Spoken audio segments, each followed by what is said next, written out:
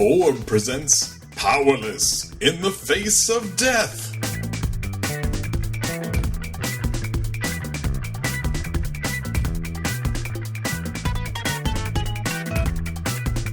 This is Gary Butterfield. This is Cole Ross. And welcome to Season 2 of Orb. The boys are back. The boys are back in town and out of town.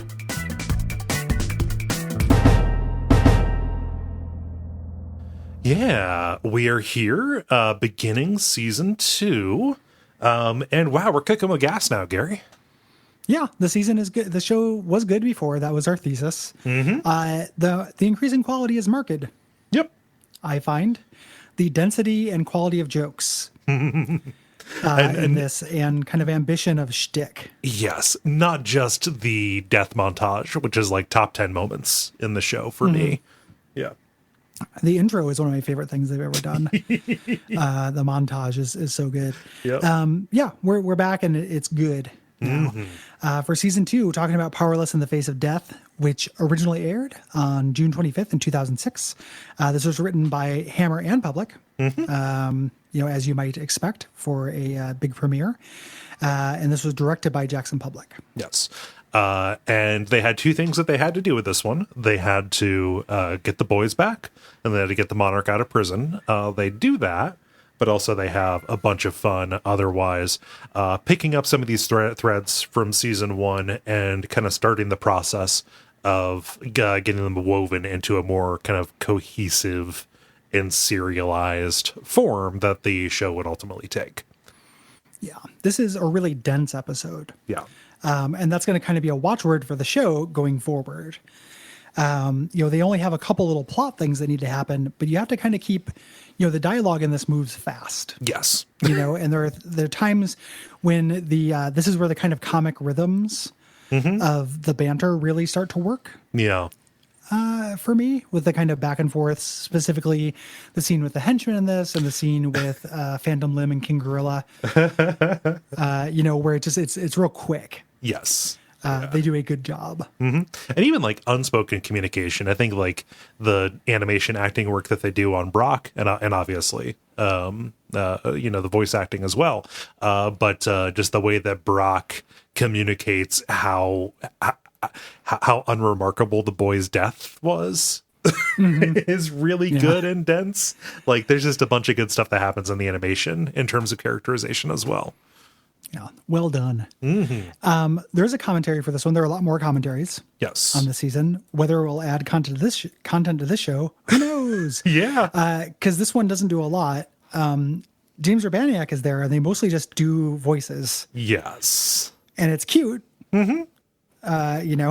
But that's about it. Yeah, a little frustrating. I didn't leave myself enough time, so a little frustrating to sit there watching the clock click up toward recording time. And I'm just like trying desperately to make notes and like say something. Damn it! Yeah, I guess one of the things that we got to learn is that maybe we're not going to get tons of gold.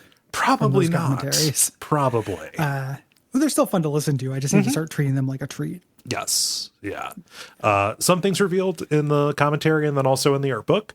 This was not the first episode that they wrote. I think they said this was like the 6th or so episode that they put together. They wanted to kind of hit the ground running. Not hit the ground running. They wanted to be up to speed when they got to this because they knew it would be important. Right.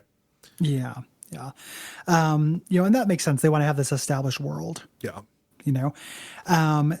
And they also had a lot of time to work on it. Adult Swim did not give them the go-ahead for Season 2 in the kind of the normal, they mentioned like Season 9 would have been the typical time for that. And they didn't find out about it for a long time. So they had quite a bit of time to work. And the network also had a lot of notes. The biggest problem they had was with the boys. They did not feel like Hank and Dean had distinct enough personalities. So they're like, we have to address the boys. Yes. And up to that point, the boys themselves were kind of always consciously an afterthought. Kind of the fact that it was called the Venture Brothers was a bit of a joke for them because the main character was always Dr. Venture. It was always Rusty. Right. Yeah. And Hammer Hammer MD on the commentary talks about how you wanted to go with that. Like just Brock and Doc show. and he's like way into it. Yeah. I'm glad they didn't do that. I really love The Boys. Yes. But the idea that they had to do that, and they actually, the idea of this work doing anything to kind of bow to network pressure is really weird because it feels so singular and like uncompromised. Even though this is a compromise for the better. Yeah, it's funny because it doesn't seem like something they would do, and also whenever you think of pressure from the network, it's always to compromise and make something worse. No, like it was a better decision. It was a good call to differentiate them some more, to make them into actual characters, because a thing about actual characters is they can say better jokes. Yeah, and you can have stakes. Yeah, which lead not only to emotional things but also to better jokes. The animation and background style changed a little bit. Originally, in the pilot, they had those painterly 60s backdrops. Public was told you can't do that on the schedule that you have. So they started putting the black outlines around things like a comic book, and he started working away from that. Yeah. With this getting like better painters.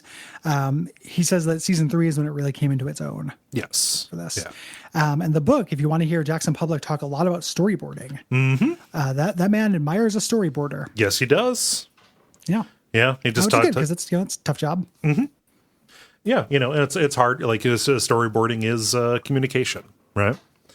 Yeah, no, and the art book is especially good because, like, especially at around this point, it goes away from being like concept art and kind of stuff, and it's like, hey, like here's a pose sheet from this thing. You actually get storyboards, and the more so in the art book, starting on season 2 here, including storyboards from this excellent opening montage. I love the opening for this. This is one of my favorite openings they've done. This kind of cold open before the credits. Yeah. It's just a montage getting us up to speed with the aftermath of The Boys. Yes. Brock is digging a grave. Dr. Orpheus is very upset. Billy gives JJ Jr. a robotic hand. The Phantom Limb is creeping on Dr. Girlfriend. The Monarch is in prison. There's a part where a butterfly lands and he eats it, which always surprises me. I always forget that. And during this, Rusty steals the X1 and he is going to go discover himself in the wake of this. I need to go live my own life. He has to go live his own life without the boys. You get the sense that this happens from time to time when we know what we know. But this is set to a song called "Everybody's Free to Feel Good" by Rosales or Rosalias. And remixed by Aquagen. Yeah. And there's like a little story here where like they did this, the Cartoon Network told them, hey, we don't have the budget for that. So Doc Hammer had to do an overnight to write a new song with the same tempo and like crescendos at the same spot. Yeah. And then when they sent it to the network, they're like, no, I guess we'll just pay for the song. Right. That's way worse. It was 1/8 of the episode's production budget. And like, it's funny because when that song hits it's reaching towards its climax as Rusty is going and, like training at a monastery and Brock is chasing after him. Like he ends up in an opium den. He's growing a beard and all of that. And Batman Begins. Yeah. And it climaxes, the song does, and turns into like a dance number as we get to where Rusty ultimately ended up, which is at a rave. Like he's in his speed suit. The rave suit. wipe is so good. Like him with his beard and his pacifier and stuff. He's got a binky and a sun visor on, and he doesn't want to go. He doesn't want to go back to his responsibilities because they got the feel good pills here. Yeah, he wants to stay with, and the delivery here that James Urbaniak does is so good. Like Brock, you got to deal with the boys. The bills are piling up. And him just be like, this is my family now. Her name is Sky, and we're going to have a child, please. Like, I want their feel-good candy. Yeah. My new family and their feel-good candy. It's one of my favorite James Urbaniak deliveries on this. But Brock tranks him. Yeah. And we get this new intro sequence with the fake out that this is going to be the Venture Brothers, Rusty and JJ, featuring Dr. Orpheus, Brock, and Helper. Yep. I love it when they fuck with the intro. Yep. It's such a good joke. I also just love giving Helper top billing when they have no idea how to use him. He's not in the episode. No, he's not. Yeah. He doesn't factor in. Oh, it's so good. So we have JJ here. It opens up with him in the lab. We have JJ with his new voice. He is not just James Urbaniak doing a sinister voice. It's like, Rusty, We're the Venture Brothers. Yeah. He's kind of like his dad's voice. And Rusty is just very protective of his stuff. Like, you're using my equipment, my lab. And he's specifically resentful because while he was gone, he did a bunch of his government contracts that came in. They were addressed to Dr. Venture, and he got 2 doctorates. Yeah. So he decided to take it over. There's a part where he does this like bitty thing to him. Yeah. And this is a reference to Buck Rogers, and I had no idea what this was until I started researching it. Oh, yeah, Twiggy. Oh, you didn't know Twiggy? Yeah. I did not know Twiggy. Huh. Yeah, I had no idea about a Twiggy. Yeah. So it is who or what is a Twiggy? What is an Urkel? So this was really strange to me when I first saw it. I was like, why is he doing that? Is he trying to is he implying that JJ has a stutter? Like what are you doing? Yeah. It's very strange. But he just has 2 contracts left. A teleporter and a sound that kills. The sound that kills dubs on the killing sound. According to the wiki, is a reference to a Nick Fury comic. I think that's probably a lot of sounds that kill. Yeah, the brown note, stuff like that. It's a thing. The wiki's a little bit horny with tying things together. Got a bit of a hair trigger on that. But JJ calls dibs on the sound that kills and leaves the teleporter job to Rusty. However, the teleporter is like halfway done. So, Yes. Cut over to your staff is working on it. The manufacturing wing. Wait a minute, I've got a staff? I've got a manufacturing wing. Cut over to Dr. O, who is beating himself up. Yeah. Basically blames himself for the death of the kids. They were his ward. And Brock is working on the car. Brock doesn't give a shit.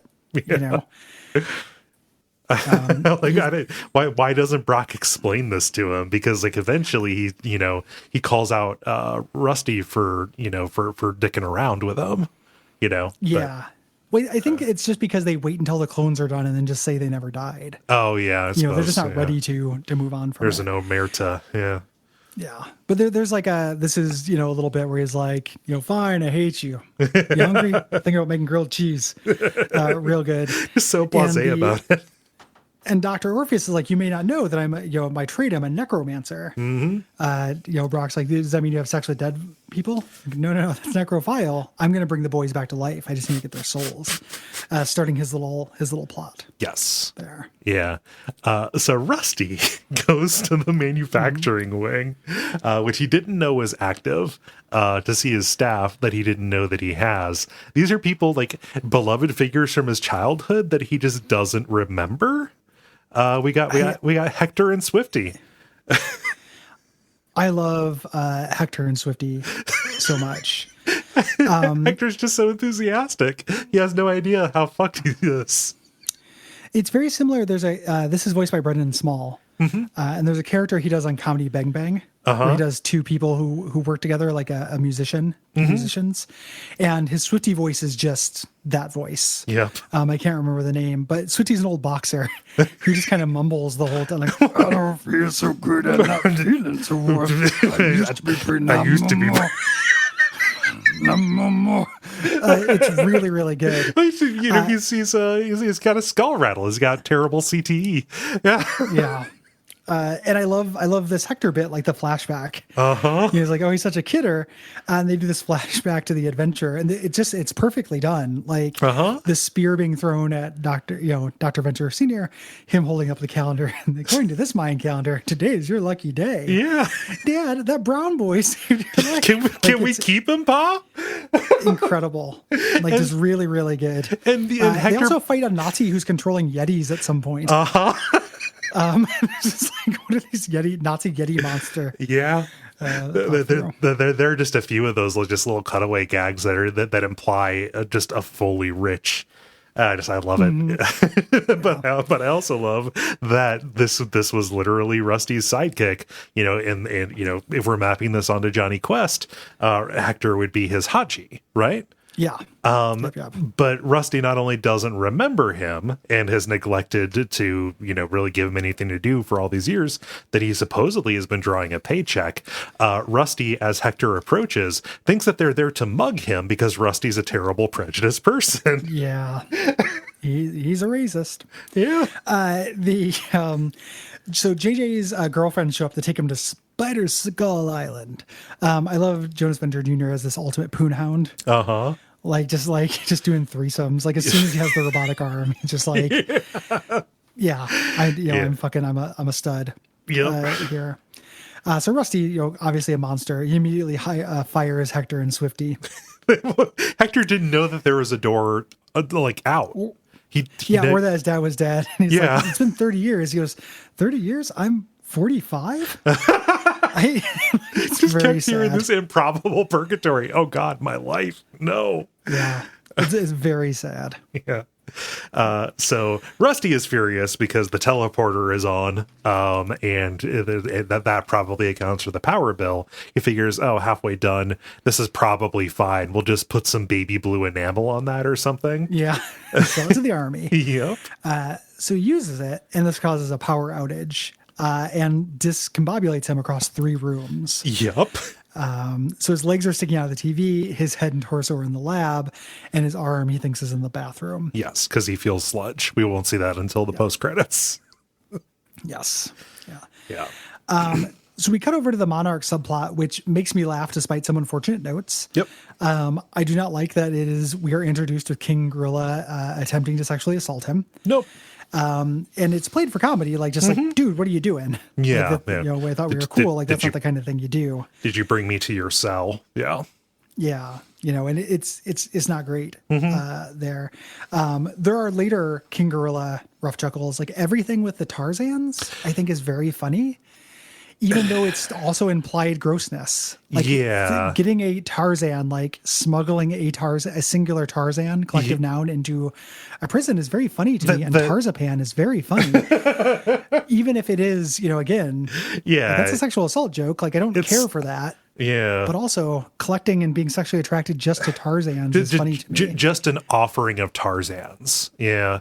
Yeah. You let him keep some Tarzans. He has like a terrarium of Tarzans. Like, I think that's very funny. Even if it is gross there. We have reached the point where the word Tarzan has no meaning to me anymore. Yeah, which is, it's nonsense. So that part is gross. But then he walks away. They play the music from Oz as he's gathering up materials from other prisoners. And then he has Tiny Joseph write on a microdot, which is a real thing. Yeah, spycraft where stuff. they hide messages in a period. Of something, which is pretty cool spy stuff, and sends out on a butterfly. This is where he says, you're allowed to keep this because it'll rehabilitate you. And King Gorilla has his Tarzans. Yes. He sends the butterfly away. Let the beating of your wings ignite the hurricane that is my second coming. But of course, Tiny Eagle, who was only alluded to in Tag Sail You're It, swoops down in his little eagle plane and intercepts the message for the guild. Yeah. Dr. Orpheus is wandering through the afterlife here, looking for the boys, and he finds like a floor of faces. Here, I love the way the afterworld looks in this. And the guy's got a Caesar helmet, and he says, "You're the guard for the great Caesar." And the other guy's like, "No, you choked at a costume party. You're a liar. That's why you're in hell. You're such a liar." Just literally 2 dipshits. One to be Hammer, one for public. Yeah. Yeah. And Dr. Orpheus has the drawing of the boys on his palms from Something Wicked This Way Comes. Yeah, and even refers to Hank as being toe-headed. Yeah. Yep. Nice little bit, but he can't find the souls. Right. He goes back to the real world, and he's just like really upset. Like, you don't how you lose a soul. You can't just do this. And Triana is not having it. No. There's no real jokes here. She's just hysterical. Well, she's just really, really upset with the idea of these friends, these boys that she came to know coming back as zombies. Like this is heinous. And he's like, well, they're not zombies. They'll be resurrected. That's a body without a soul. And you'd think that Triana would know this. I kind of think, being the necromancer's daughter. Yeah. I think that he shelters he shelters her from a bunch of this. Like, what Dr. Orpheus does with her closet is not that great either. So, yeah, that's true. Yeah. The only man who could ever raise me. Yeah. So the doorbell rings as he's chanting the incantation. And he walks away and says, don't touch anything. You could accidentally make the cat huge or something. And there are the slimy slug body Venture Brothers. Yep. Outside. One of them asks for a milkshake. And they can barely speak. It's implied that they can't really, see or hear anything. They just kind of like grope around blindly. They don't really have like skin. There's like real like, science-y. And he thinks that they're zombies. So he goes to Rusty, who again Rusty's in the wall for the entire episode, which is really funny. Well, Doc Hammer, who I like don't always, agree with the things that he thinks are the funniest or least funny parts of his episodes. Thinks that the funniest bit is Brock moving the TV in because it has his legs to put like next it to would each other. solve the problem. And that is really good because Doc calls him out on it. He's like, I don't know what to do here, Doc. I'm trying. Just like it might be nice to have them together is very funny to me. It's really good. Oh man. In the commentary they joke about like, but how did he get back together? Can we show that? Like, I don't know Flashback. if they got flack for it or whatever, for not explaining how he got put back together. But so Dr. O is there begging for forgiveness. I've done this heinous thing. It's like, wait, you saw their bodies. Saw them and made them a fucking milkshake. It's hilarious when Dr. O swears. It does not happen very often. No. Dr. O's talisman starts glowing. He can hear their souls. He's like, Dean forgives you, but Hank is quite cross. He's calling you a crumb bum or perhaps a crampon. And it's sort of his computers that he's getting these readings from. Like Brock and Rusty know what's going on, and Brock's like, Rusty, stop yanking his chain. And he's like, I missed this way. What was that? When Dr. Orpheus he says, and miss this, like, no way, I'm not going to miss Dr. Orpheus. When Dr. Orpheus teleports in, he teleports in through an ectoplasm portal in the ceiling. It's weird. I don't know why that happens. He can just walk through the door. Yeah, it just makes him real slimy, and he lives there. And Brock takes exception. He's like, he's getting ectoplasm everywhere. We need to stop him. Let's just calm him down. It's a weird touch. Yeah. One of my favorite scenes in this, we go to the Monarch explaining his escape plan to new villains. Always really happy when we get some new villains. Good ones here. Yeah, good ones. So he's talking to Tigerific, who's going to rip the gate open. He's like, I can't do that. It's costume. It's all the costume. He's like, what? You don't have tiger powers? You weren't raised by tigers like Mowgli? This is Mowgli. And his wolves, and still no. Really sharp, quick dialogue back and forth. You have to feel pretty kind of bad for Tigerific if all of his powers come from his suit and he is in here with people who have superpowers naturally. Like a Tigerific in a world with a king gorilla. Yeah. Yeah. Or it's one step up from Shameface. What? Shameface, the guy with the chemical burns all over his face. Oh yeah. Who just doesn't seem to do anything. And then there's Mr. Mondays here, who is based on Calendar Man from the Batman mythos, who is just a dandy who loves Mondays and wants to be the president of calendars. Yes. In this new syndicate that you're making, I want to be the king of calendars. Yeah, just real good. And then we get White Noise. White Noise is my favorite. Yeah, White Noise is a great visual pun. Yeah, well, he's just a human shaped static area of television static. He got that way in a tragic and life altering television repair accident. Really good. But he's not just called White Noise because he's television static. He's also a white nationalist. He doesn't want their little group to be racially integrated. Just you work with the tools you got, Monarch. I love. He doesn't show up very often. No. It just looks cool that he's just static on the screen next to everybody. Like it looks really neat. Yeah. Really good. Monarch says this is worse than my old henchman, so we cut over to a henchman support group meeting where 21, 24 are there. Yeah, I love getting Gary and 24 out of their costumes. They're very funny, like the way that they look. Yeah. Gary has the pork chop sandwiches t-shirt, Fensler film. kind of thing. And they're overhearing a guy who used to be a henchman to Crimodile, which is also a really great. Like, man, the villains. Yeah, he's half lizard. Like he's talking about just like, oh, Captain Sunshine. He, and I had to hand over Wonder Boy, again, laying track for that. And Gary has completely missed the point of the support group. Like he chimes in to offer some kind words of support and stuff, but he thinks that this isn't about like stopping henching and going to being a normal person. He thinks it's about like stopping henching to become supervillains. He's like, oh, I could be the Viceroy. Like, yeah, like how when the queen bee dies and they have to, the soldier has to take the royal jelly to become the new queen. And he meets 21 or 20, 24. 24? 24, yeah. Here, who recognizes him from his voice. They kind of give each other shit. I thought we learned 24's name, but we never do. Yeah. Yeah. Gary and 24. Yeah. I love them, the digs against each other. He's like, look at you all, Kevin Smith. Beard is not a substitute for a jawline. Dude, you totally look like Seinfeld with a unibrow. This is real good. Them getting back together, and is going to lay track for the next episode. Yeah. There. Back in prison, we get one of my, again, favorite scenes, even if it does have the unfortunate odor of implied sexual assault in it. Yeah. Where the Phantom Limb is putting pressure on King Gorilla not to help the Monarch escape. Yeah. And like all of this, it's so quick. Like he's just like, you just like hung me out to dry. Well, what we could do? You sodomize Vince Neil on TV. Well, you ripped him in half. No, he says you sodomized him. Then he goes, I only sodomized half of them.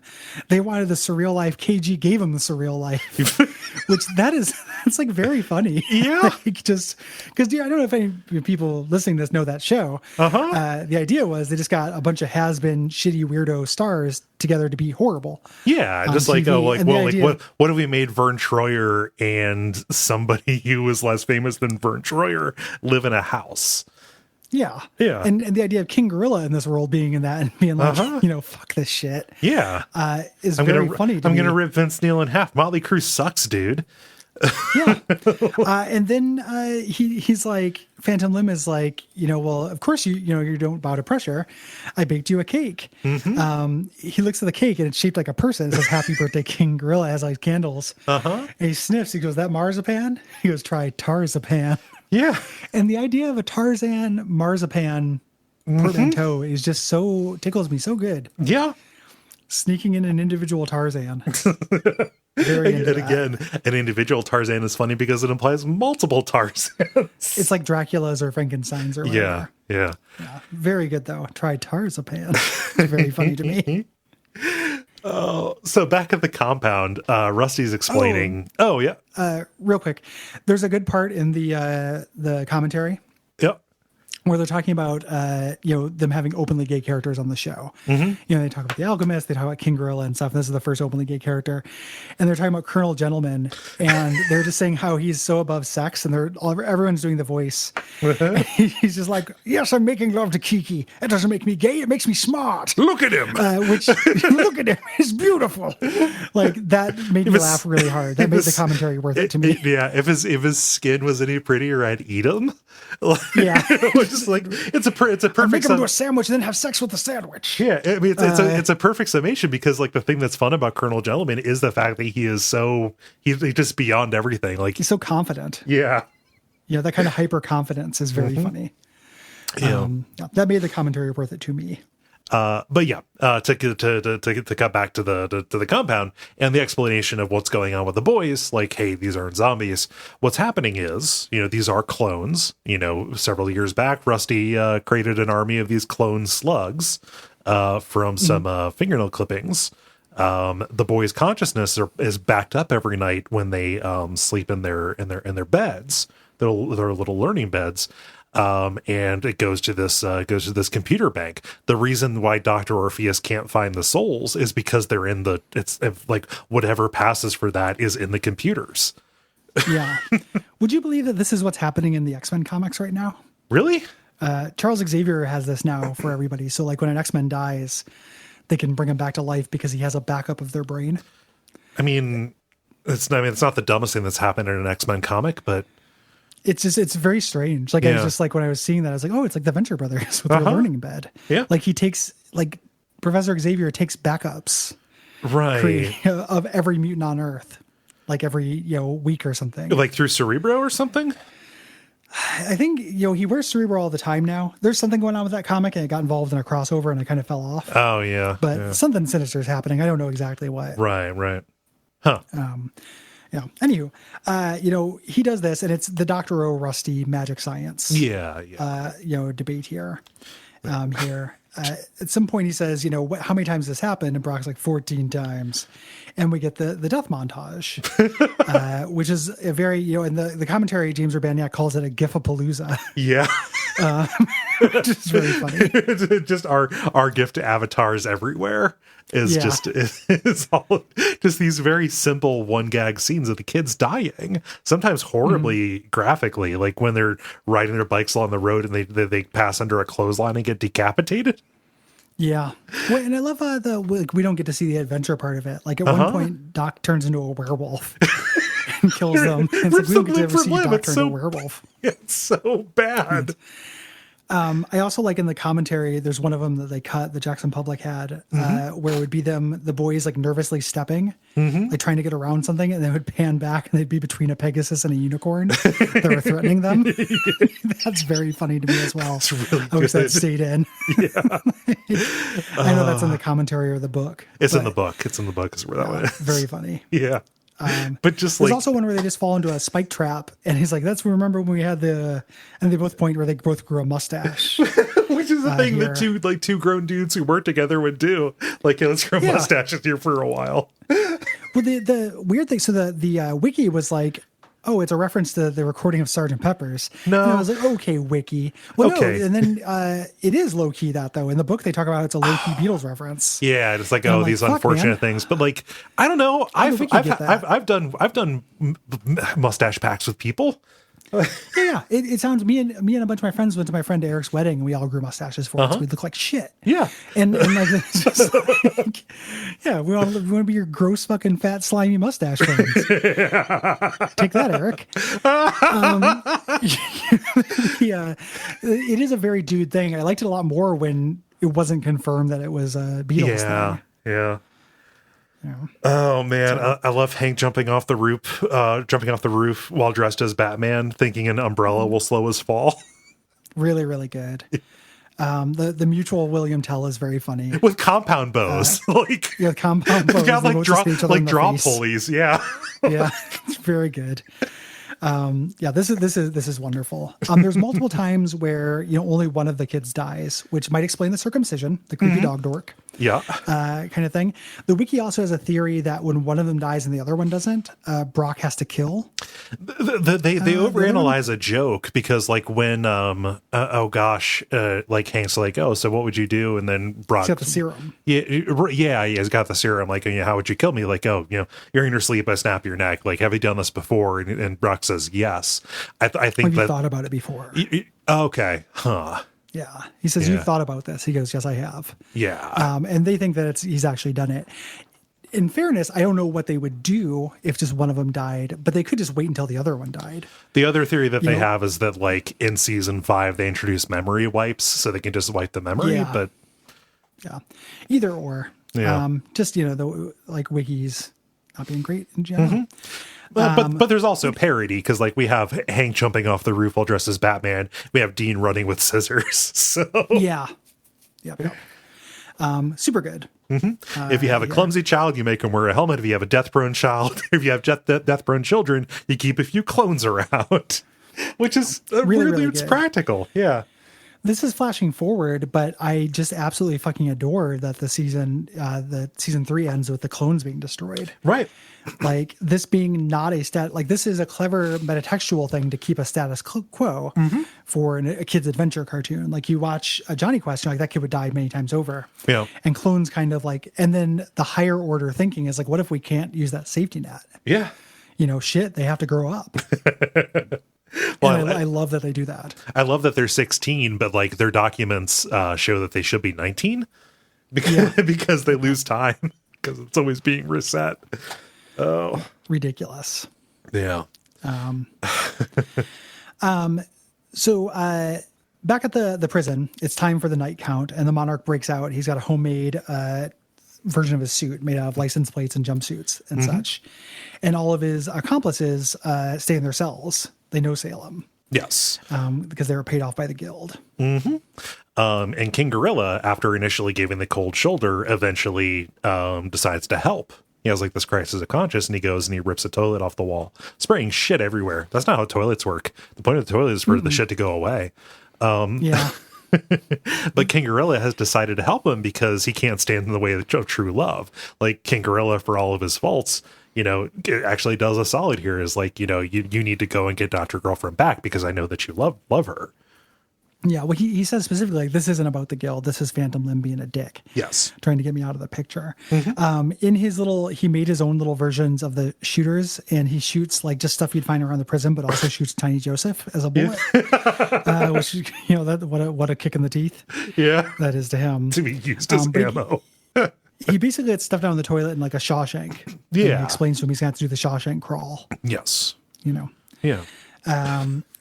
So he's out. So out. they accomplish their things. The boys are back, and the Monarch's out of jail. Yes. The boys wander in on Rusty explaining what's going on with them. They're still unformed, unable to speak or see, but it is so baked into them to do the Go Team venture. But they just say, Go Team Run! Yeah. Like I love Rusty saying, Brock, like, oh, they're not done yet. Put him back. He's like, I hate touching them like that. They're like Stretch Armstrongs. It's so gross. Yeah. Like their bones are only kind of formed. They have very good like similes or whatever comparisons, because in the finale, it's like shaking hand with a chicken dinner. Yeah, very good. Yeah. I love the commentary. I was like, why couldn't we show Clone Dork? Which I like that line quite a bit. Yeah, they've got little sensor bars over their dinguses. So. Yeah. And that's the end of the episode. We get a pretty inconsequential post-credit scene. Yeah. Where the Monarch pops out of his sewer pipe, and that's where Rusty is. Yeah, he thinks the implication he's been outside. He thinks he's in the bathroom, but he's actually been rooting around and doing shit. Yeah. Out of in the open air sewage that drains from the from the prison. Yeah. Good app. Love it. Super dense. Lots of good jokes. Yeah. And even things, again, I promise it won't be the theme of the show all the time, but there are things that are like the kind of non-politically correct jokes in this that I can't deny made me laugh or make me laugh now. Like when Tiny Joseph is like, they don't really use microdot on the outside, and the Monarch says, well, they don't use pictures of Macaulay Culkin as currency either. Like when I was a kid, or not when I was a kid, when I was a 26-year-old man, and first saw that, like, I was like, one of my favorite jokes in this episode. It like happened so quick. It's like fired, really fast. And like, it's a joke about something disgusting. And now I don't find that nearly as funny, but it definitely at the time had an audience. Yeah. Which was me. Yeah. But that's the thing about when jokes are quick, is that if one of them lands sour, there's probably going to be plenty of good ones coming after it. Yeah. Let it go and scoot down to the next joke. Yep. So we're starting the next season. We're going to be doing the rest of these. As we mentioned, I think they all have commentaries. We have a few guests line up for this season. I'm still getting that finalized, but it's going to be like last season. We're going to have 3 guests, and that's probably how I'm going to do it for the foreseeable. Yeah. I think as guestmeister. Seems reasonable to me. Yeah. Yeah, it's about what I want to do. So look forward to that. If you like this show, you can get episodes a week early by supporting us at Patreon. If you go to patreon.com/Duckfeed.tv. And you can also leave us a rating review on Apple Podcast or Podcast Addict. Please. That's great. Please do. Yeah. You took all the admin stuff, buddy. I did. I have to lay down because my back is destroying me. True. I tore a muscle in my back. It's not as bad as like last time or whatever, but it means I'm standing in an awkward position. And would like to lay down. Yeah. So that's where that comes from. Let's do the Go Team Venture and let you go do that. Thanks. Go Team Venture.